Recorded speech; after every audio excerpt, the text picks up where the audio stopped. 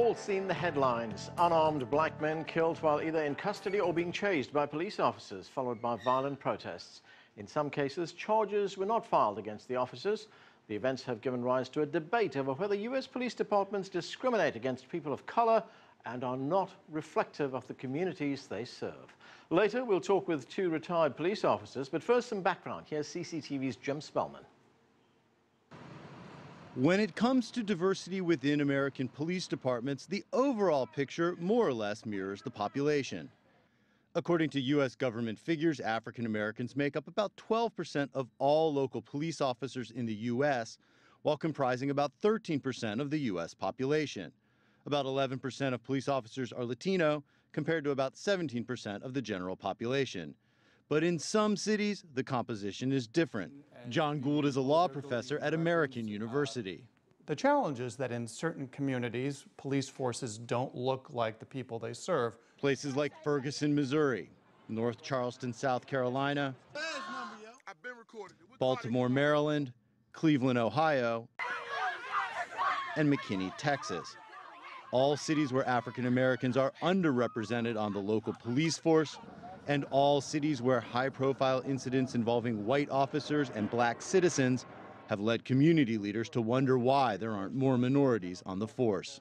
For people to accept law enforcement in the community, for them to accept that the law enforcement is there to keep order, to work with the police department, to not fight a police department, people need to believe that law enforcement understands them, understands their lives, and one of those things is when a police department looks like the people that they're serving. The issue goes deeper than just hiring police officers that look like the communities they serve. Blacks are more likely to be pulled over and stopped by police while driving or subjected to so-called stop and frisk while walking. Those policies may play a part in lowering the makeup of African Americans on the New York Police Department. The NYPD closely reflects the racial makeup of the city, but Police Commissioner Bill Bratton raised eyebrows when he told the Guardian newspaper he struggles to recruit enough black officers.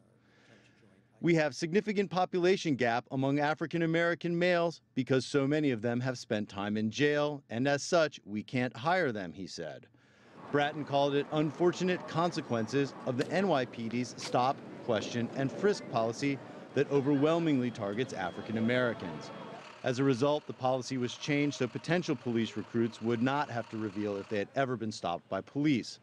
Gould says new approaches to policing may help build trust. And the technique that's been used in America that really has been quite effective there is something called community policing, where officers get out of their cars, where they're not simply responding to emergency calls, and they're in the community, they're working with community groups, they're walking beats. Defenders of stop and frisk and other aggressive police techniques note that the crime rate in the U.S. has fallen steadily over the last 20 years or so as those techniques became more common.